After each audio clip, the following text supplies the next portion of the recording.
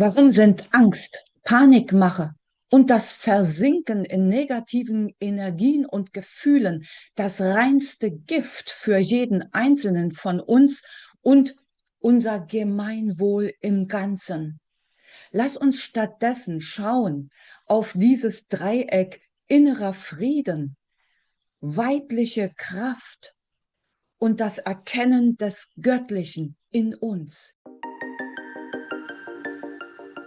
Durch meine mittlerweile mehr als 10-jährige tägliche Meditationspraxis habe ich jetzt sozusagen eine Standleitung zur geistigen Welt, zum Universum, zum Göttlichen, zum All-Einen, wie auch immer du es nennen magst, und erhalte Botschaften von dort für meinen Seelen- und Lebensweg hier in meiner Inkarnation. Und da kristallisieren sich zwei Themen massiv heraus. Zum einen ist das Thema innerer Frieden und als zweites Stärken der weiblichen Kraft in den Frauen wie in den Männern. Beides Voraussetzungen für unseren sogenannten Aufstieg, für die Verbesserung all dessen, was wir uns wünschen in der Welt. Das, was ich heute mit dir teilen möchte, ist als Inspiration für dich gedacht. Prüfe also in jedem Fall, inwieweit du damit in Resonanz gehen kannst. Denn ich bin genauso wenig ein Guru wie jeder, der möglicherweise als Guru empfunden wird, als Erleuchteter oder als Prophet. Aus meiner Sicht gibt es nur einen Guru im Leben eines jeden Menschen. Und das ist der, den du siehst, wenn du vor den Spiegel trittst. Du bist der Guru in deinem Leben, denn du bist dafür verantwortlich, was geschieht in deinem Leben. Woher kommen all unsere Ängste und Befürchtungen bei all dem, was momentan auf uns so einströmt? Ich nenne nur mal so ein paar Stichworte. Panikmache mit bestimmten Viren zum Beispiel, Unsicherheiten des Arbeitsplatzes, Unsicherheiten der Wohnsituation, Preissteigerungen und. Es gibt also genügend Anlässe und Auslöser im Außen. Jedoch können diese Auslöser aus dem sogenannten Außen, nach meiner Ansicht gibt es kein Außen, weil wir alle miteinander verbunden sind, nur dann in uns wirken, wenn sie auf fruchtbaren Boden fallen. Was ist denn ein fruchtbarer Boden? Ein fruchtbarer Boden ist es, wenn schon durch selbst Erlebtes, häufig in frühester Kindheit Erlebtes und auch Traumata, Dinge anknüpfen an das, was ich von dort kenne. Lass uns mal ein Beispiel machen. Angenommen, du hattest in deiner Kindheit Gewalt erlebt und sei es nur durch Schreien eines Elternteils. Schreien und Wut gerichtet auf ein Kind erzeugen natürlich in einem Kind Panik und Ängste, sogar Überlebensängste. Und wenn jetzt jemand schreiend, wütend und massiv auf dich hinzukommt, dann löst das die gleichen Ängste aus, obwohl du heute erwachsen bist. Was ist also deine Aufgabe? Deine Aufgabe besteht aus meiner Sicht darin, dich diesen alten, uralten Ängsten zu stellen, auf welche Weise auch immer. Nimm dir einen Coach, geh in eine Therapie, geh in dein Herz, in die tiefsten Tiefen deines Herzens.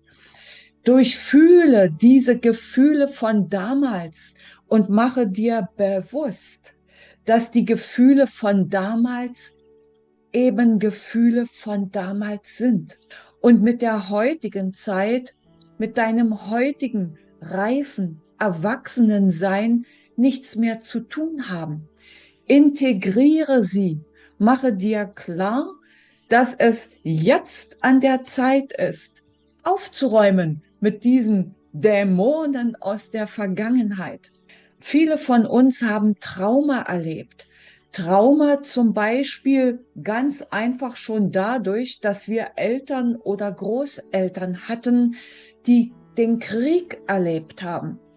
Viele Menschen aus dieser Generationen wollten nach diesem entsetzlichen Krieg oder sogar beiden Kriegen, meine Großeltern zum Beispiel haben 2 Weltkriege erlebt, in keiner Weise darüber reden und haben alles abgewehrt, was damit im Zusammenhang stand. Sie wollten nicht darüber reden, verständlicherweise. Aber sie haben die Gefühle, die sie selbst in sich nicht verarbeiten konnten, ganz oft unbewusst wie eine heiße Kartoffel auf die folgende Generation übertragen. Sie haben sie übergeben mit dem unbewussten Wunsch, löse du das für mich.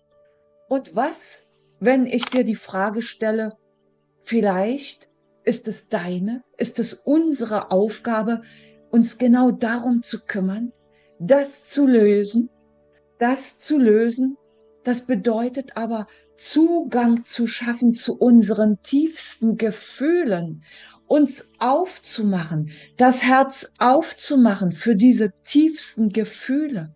Und das ist weibliche Energie. Und diese weibliche Energie brauchen sowohl die Frauen, die sowieso, aber auch die Männer. Auch die Männer brauchen diese weibliche Energie, um von all ihrer Härte davon zu kommen, von diesem gnadenlosen, robusten, was geeignet ist, Kriege zu entfachen. Innerer Frieden sorgt für äußeren Frieden, vielleicht nicht sofort, jedoch für die Zukunft. Lass uns das angehen. Lass uns in inneren Frieden kommen. Und das kommst du sehr gut, indem du die Verbindung zur geistigen Welt herstellst. Nach meiner Erfahrung geht das wunderbar mit Meditieren. Wie Meditieren geht, verlinke ich in einem Video am Ende dieses Videos.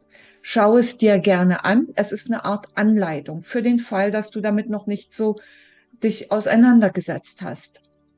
In dem Maße, in dem du mit Meditation in meditativen Zuständen es erreichst, dass du dich verbindest mit dem All-Einen, mit dem Göttlichen, mit dem Universum, nenne es wie du möchtest, wirst du merken, dass du über dein Herzchakra verbunden bist damit, dass du Teil des All-Einen bist, dass der göttliche Funke in dir ist, dass du auf göttliche Art und Weise wirken kannst zum Wohle deines näheren Umfeldes, deiner Familie, Freunde, Kollegen und auch deines ferneren Umfeldes zum Wohle der Erde, die wiederum auch ein lebendiger Organismus ist, eingebettet in das große Ganze.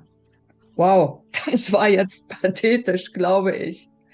Ich hoffe, du konntest die eine oder andere Inspiration für dich aus diesem Video herausnehmen.